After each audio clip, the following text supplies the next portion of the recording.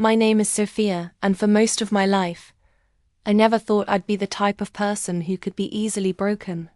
But the day my son, Ethan, kicked me out of his house was the day everything changed. It's a day I'll never forget. The day my own flesh and blood turned against me. It all started innocently enough. I was working hard, just like I always had. After decades of being a mother, a wife, and a professional, I thought I had it all figured out. I had my job, a modest but cozy home, and a close-knit relationship with my son, Ethan. But life has a way of throwing curveballs when you least expect it. It was just a few months ago when I got the phone call that turned my world upside down. I had worked at the same company for over 20 years, a steady job that kept me comfortable. It wasn't glamorous or anything special, but it was enough to pay the bills and give my son Ethan a good life. I worked in an office, handling administrative tasks, and I was grateful. Every day felt like a small victory. I took pride in my work and never asked for more than I needed. But the economy had taken a downturn, and my employer had to make some tough choices. People were losing their jobs left and right. And when I walked into the office that morning, there was a strange tension in the air. Everyone seemed to be on edge. I knew something was coming. Never imagined it would be me. When my boss called me into her office, I thought we were going to discuss the upcoming project. I had worked extra hours to make sure everything was in place, and I was confident in my work. But that wasn't why she called me in. "We're making some cuts," she said, her voice flat. "I'm sorry, Sophia, but your position is being eliminated." The words felt like a punch to the gut. I had been expecting the news in some way, but hearing it out loud was different. I couldn't believe it. I had given this company 2 decades of my life, and now, with one stroke of a pen, I was out. I tried to hold it together, but I could feel my throat tightening. How was I going to tell Ethan? What would he think? How was I going to explain this to him? I left the office that day stunned. The world around me seemed to move in slow motion. People walked by, but I didn't see them. I was numb, consumed by the weight of my reality. I had no idea how I was going to make ends meet. I had always been the one who took care of everything. I prided myself on being strong, self-sufficient, and reliable. I had raised Ethan on my own after his father left when he was just a baby. It had been tough, but I always made sure Ethan had everything he needed. I worked late into the night, sometimes taking on extra shifts to ensure that he didn't go without. But now, I had nothing. I felt like I had lost a piece of myself. My job was more than just a paycheck. It was my lifeline, my connection to the world outside of being a mother. Without it, I was lost. For a few days, I kept the news to myself. I couldn't bring myself to tell Ethan. I didn't want to burden him. He was 26 now, just starting his own life, trying to find his way in the world. The last thing I wanted was for him to worry about me. But eventually, the truth came out. Ethan was coming over that evening, and I knew I couldn't put it off any longer. I spent hours trying to think of the best way to break the news, but the words never seemed right. How do you tell your child that everything you've worked for is crumbling? How do you explain that the one constant in their life, your strength, your reliability, has been taken away? Ethan arrived around 7 p.m., and I could already tell something was off. He seemed distracted, his usual warm smile replaced with a furrowed brow.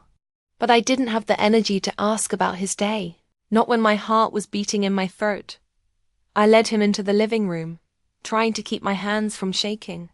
I wanted to say something light, to break the tension, but the weight of the news felt like a 1,000-pound weight on my chest. I sat down on the couch, and Ethan followed suit, sitting beside me. "Mum, what's going on?" he asked, his voice filled with concern. "You've been acting strange all week." I took a deep breath. I had to say it. I had to be strong for him. "Ethan," I began, my voice wavering. "I lost my job today." There was a moment of silence, and I could see the shock in his eyes. He didn't say anything at first, just stared at me as if he couldn't comprehend what I had just said. "Wait. What? You lost your job?" Ethan finally said, his voice rising. "But you've been working there for so long. What happened?" I explained everything, the layoffs, the cuts, how it wasn't personal, but it still felt like a betrayal. I told him I was looking for new opportunities, but I could tell he wasn't really listening. He just stared at me, his face hardening, with something I couldn't place. "I don't know what to say, Mom," Ethan muttered, shaking his head. "I thought you were always going to be fine. I thought you'd always have everything under control." The words hit me like a slap. I had spent my entire life making sure Ethan never saw me struggle, making sure he felt secure, like he was the most important thing in the world. And now, here I was, revealing my weakness. "I've always tried to protect you from the hard stuff," I said softly, my voice barely a whisper. "But I can't protect you from everything. I've lost my job, and now I'm trying to figure out what to do next." For a moment, Ethan said nothing. Then he stood up abruptly, his chair scraping across the floor. He started pacing back and forth in front of me, his hands running through his hair in frustration. "This is a disaster, Mom," he said, his voice rising. "I can't believe this is happening. What are we going to do now?" I wanted to reach out to tell him that we would figure it out together, but I could feel the distance between us growing with every word. Ethan wasn't looking at me like a son anymore. He was looking at me like I was a burden, someone who had failed him. "I don't know what you want me to say, Ethan," I replied, my voice barely above a whisper. "I didn't choose this. I'm doing the best I can." But his next words would change everything. "You don't get it, do you?" Ethan's voice cracked with frustration. "You're the one who's always been in control. You've always had everything figured out. But now you're falling apart, and it's not my problem. I'm trying to build my own life, and I can't have you dragging me down." His words hit me like a tidal wave, knocking the air out of my lungs. I wanted to scream, to tell him how hurt I was, how much I had sacrificed for him. But instead, I just sat there, feeling the weight of his words settle in my chest. "What are you saying?" I asked, my voice trembling. "I'm saying you need to leave," he said, his voice cold and final. "I can't have you here anymore. I'm not your safety net." I felt like the ground beneath me had been pulled away. My own son, my flesh, and blood was telling me to leave. He was telling me that I wasn't welcome in his life anymore. I stood up, my legs weak beneath me. "Ethan, please," I pleaded. "Don't do this." But his expression remained hard, unyielding. "I don't want you here, Mum. You need to figure it out on your own." With that, he turned and walked out of the room, leaving me alone in the silence that followed. My heart shattered in that moment, and I couldn't even bring myself to say goodbye. I gathered a few things, enough to get by for the night. My son had just kicked me out. I wasn't sure where I was going, but I knew I couldn't stay here anymore. My life, the one I had worked so hard to build, had fallen apart in an instant. The next few weeks were a blur. I moved into a small apartment in a part of town I never imagined I'd be in. It was tiny, dark, and the walls seemed to close in on me every time I stepped through the door. It wasn't much, certainly not the home I had spent so many years carefully building, but it was mine, and that was the one thing I could cling to in that moment. I didn't have the energy to unpack right away. There were boxes everywhere, unopened, as if I was afraid to face the reality of my new life. The old me, the woman who had always been able to handle everything, was gone. In her place was a woman who felt empty, lost, and utterly defeated. It wasn't just the loss of my job that had shattered me. It was the loss of my family. Ethan, my own son, had turned his back on me. I had given everything to him. I sacrificed years of my life, worked long hours, skipped vacations, all to make sure he had a better life than I did. And now, he was gone. Not physically, but emotionally. It was as if I had never mattered to him. But I couldn't let myself wallow in self-pity. I had always been strong, had always prided myself on my resilience. And so, I forced myself to get out of bed every morning. I forced myself to eat even when I had no appetite. I forced myself to shower, to dress, to keep moving. I didn't know where I was going, but I knew I couldn't stay in this apartment, this tomb of my own failure, and let the walls close in on me. I started looking for a new job right away. But the more I looked, the more discouraged I became. The world had changed, and I hadn't kept up. The technology, the industry standards, everything felt foreign to me. I felt like a relic of the past, an aging woman trying to claw her way into a future that didn't want her.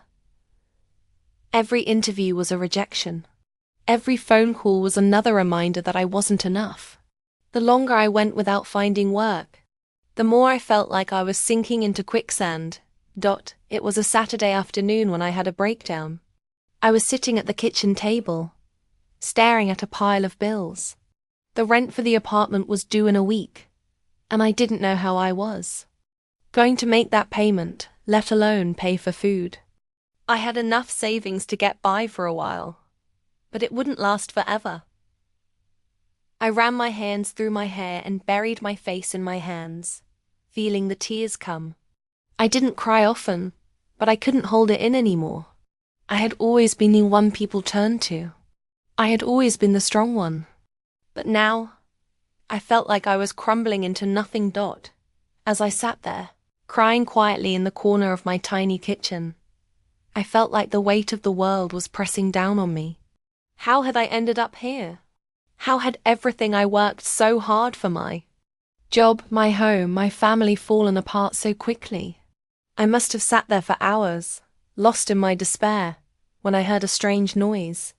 I wasn't sure what it was at first, but it sounded like an email notification. I wiped my tears away and looked at my phone. It was a notification from the lottery website. I had entered a lottery for fun a few weeks ago, a small $5 ticket, and had completely forgotten about it. The message from the lottery company said, "Congratulations, you've won. Check your numbers now." I scoffed at first, thinking it was some kind of scam. But then, I decided to check anyway. What did I have to lose? I logged into the website and entered my ticket number. The numbers flashed on the screen, and then I froze. There it was. I had won. I looked at the screen in disbelief. $1 million. At first, I thought I was dreaming.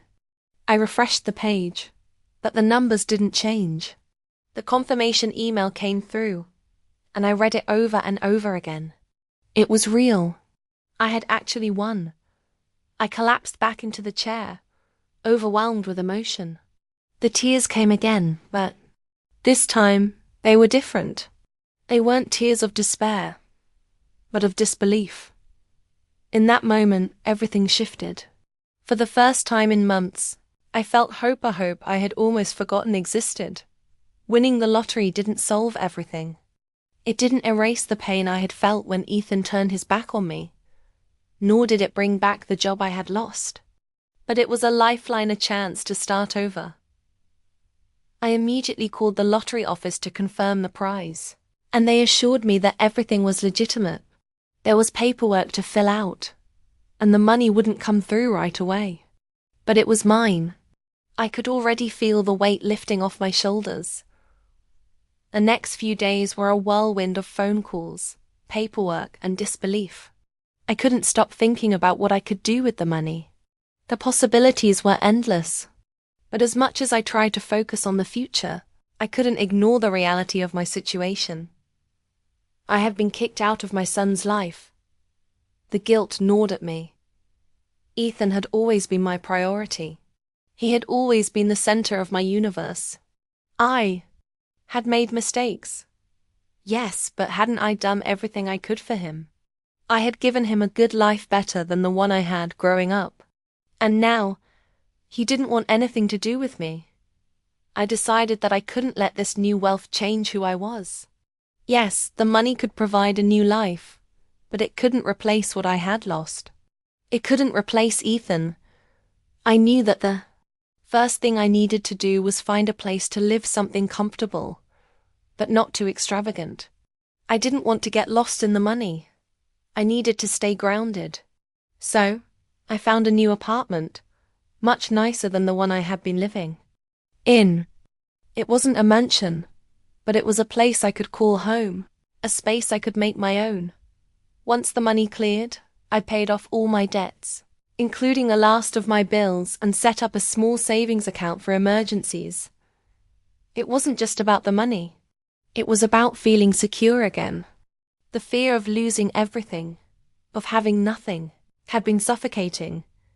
But even with all of this newfound wealth, I couldn't shake the feeling that something was missing. The emptiness inside me, the hollow feeling that had come with losing. Ethan remained. I hadn't heard from him since the night he kicked me out. No phone calls, no text messages. I had tried reaching out a few times, but each attempt had been met with silence. Part of me wanted to reach out again, to tell him that I had won, and that I could help him, that I could give him the life I had always wanted for him. But I knew it wasn't that simple. I spent my days trying to fill the emptiness with work. I had started looking into investing, something I had always been interested in, but never had the time for. I began to read about stocks and bonds, about managing wealth, and slowly but surely, I began to feel more in control of my life again. But the loneliness lingered. I couldn't shake the feeling that something important was still missing. It wasn't the money, it was the family I had lost. Ethan had hurt me deeply, but I didn't know if I could live with myself if I didn't try to fix our relationship. I didn't want my wealth to be a barrier between us. I didn't want him to think that I was doing this for the wrong reasons, for the wrong motives. I made a decision. I would reach out to him again. I wasn't going to let the money come between. I had to try, even if it meant swallowing my pride. I didn't know if Ethan would ever forgive me, but I knew one thing for sure. I couldn't rebuild my life without him in it. I spent weeks grappling with the weight of my decision. The apartment felt both like a sanctuary and a cage. On one hand, it was a place I could retreat to, a space where I could breathe again. But on the other hand, the silence that filled the air was deafening. The empty rooms echoed with the absence of a family, of laughter, of shared memories. I had become a stranger to the world I once knew. A woman who had lost not just a job, but everything that had ever made her feel connected to others. Despite the initial shock of winning the lottery, the money, though a relief, had failed to bring the peace I had hoped for. Every time I woke up in the morning, the question haunted me. Was this really enough? Would this new life make up for the hole inside me, the ache of separation from my son? My success in a financial sense felt hollow, incomplete. I realized that I couldn't move forward without addressing the one thing that had been gnawing at me for months. Ethan. It wasn't about the money. I didn't need it to prove my worth to him or to myself. It was about the broken relationship. It was about me as a mother, trying to mend something that felt irreparably shattered. My first step was clear. I had to reach out to him. But how? How could I approach the child who had once looked at me with love and admiration? but now seemed to regard me as a mere inconvenience. The last time I had seen him, he had been so cold, so dismissive, and I knew that any attempt to approach him would be met with hesitation, if not outright rejection. But then I remembered a piece of advice a dear friend had given me years ago. The first step to healing any wound is acknowledging the pain. And so, I decided to start there. I wrote him a letter. It wasn't an easy decision. Writing it was an act of vulnerability that I hadn't felt in a long time. But I poured my heart into that letter, detailing everything: how I felt betrayed, how the pain of losing him cut deeper than anything else I had ever faced, how I realized now that I had made mistakes in my parenting, that I could have done things differently. I told him I wasn't asking for forgiveness, that I didn't expect everything to be fixed overnight. But I had to reach out. I had to let him know how much I still loved him, how much he meant to me, even though we had both been hurt. I told him that I wasn't perfect, but I wanted to be there for him again. I ended the letter with an invitation. If you're ready, I'd like to talk. No pressure, no judgment. Just a mother who misses her son. I sealed the letter, stared at the envelope for a long time, and then dropped it in the mailbox. It felt like an act of faith, a small step toward rebuilding something I wasn't sure could ever be repaired. And then, I waited. The waiting was the hardest part. Each day felt like an eternity. I checked my phone incessantly, hoping to see his name pop up on the screen, but nothing came. The silence was oppressive. I thought about calling him, but I couldn't bring myself to do it. I needed him to come to me in his own time, if he was ever ready. I kept myself busy with work and the small pleasures I had found in my new life. I took cooking classes to pass the time. I read books I hadn't had the time to read before. I even started volunteering at a local shelter, where I helped serve meals to those who were less fortunate. It felt good to give back, to help others, to remind myself that my life still had purpose. But all the while, I couldn't shake the feeling of emptiness that gnawed at me, the part of me that was still waiting for the son I had lost to return. Weeks passed, and just when I had convinced myself that he might never respond, the phone rang one evening as I sat in my new apartment, sipping a cup of tea. I looked at the caller ID, and my heart skipped a beat. It was Ethan. I felt a rush of emotions: excitement, anxiety, fear, and hope all tangled together. I hesitated for a moment before answering. "Mom?" His voice cracked on the other end of the line. For a split second, I didn't know what to say. There was so much I wanted to say to him, but I didn't want to overwhelm him. I wanted him to speak first. "Ethan, is that really you?" I asked, my voice trembling. He sighed on the other end, and for a long moment, there was silence. When he spoke again, his voice was soft, hesitant. I got your letter." My heart clenched. I had been waiting for this moment for so long, but now that it was here, I didn't know how to process it. I tried to steady my emotions. All I could think about was how much I wanted to reach through the phone and pull him close. "Been thinking about it a lot," Ethan continued. "I've been thinking about you, about everything that happened, and I'm sorry. I shouldn't have kicked you out. I was angry and scared, and I didn't know how to handle everything that was going on in my life. But I never should have turned my back on you like that." His words hit me like a tidal wave, knocking me off my feet.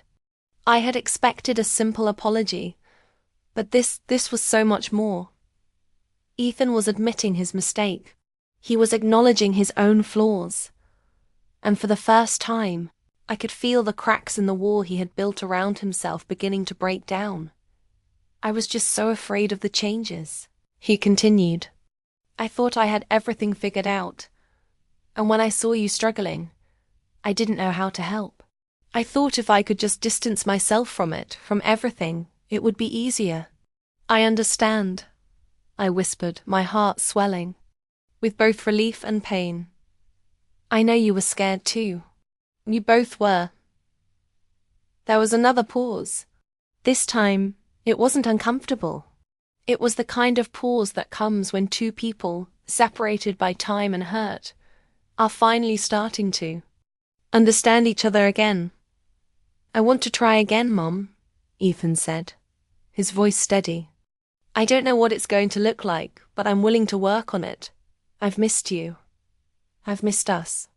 I've missed you too, I replied, my voice breaking as tears welled up in my eyes. And just like that, it felt like the world had shifted back into place. Slowly, cautiously, but surely Ethan and I were rebuilding what we had lost. The following weeks were not without their struggles. We had a lot of hard conversations about the past, about what went wrong, about what we both needed from each other moving forward. But we both wanted to try. We both wanted to heal. Ethan came to visit me at my new apartment one Saturday afternoon. He stepped through the door and stood there for a moment, taking it all in. This place suits you, he said, his voice warm, with a touch of the old affection we once shared. We spent the afternoon together, just talking, just being in each other's presence.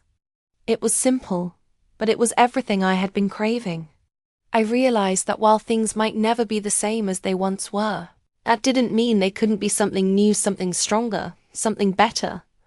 And so, life continued. The money I had won in the lottery didn't change the fact that I was still a mother, still a woman, still struggling to find my way. But it gave me the chance to rebuild not just my life, but my relationships, my self-worth, and most importantly, my relationship with my son. I didn't need the money to feel fulfilled. I didn't need to prove anything to anyone. I just needed to be loved, to give love, and to rebuild the family that had always been my greatest treasure. Ethan and I had a long road ahead of us, but I knew now that the journey would be worth it.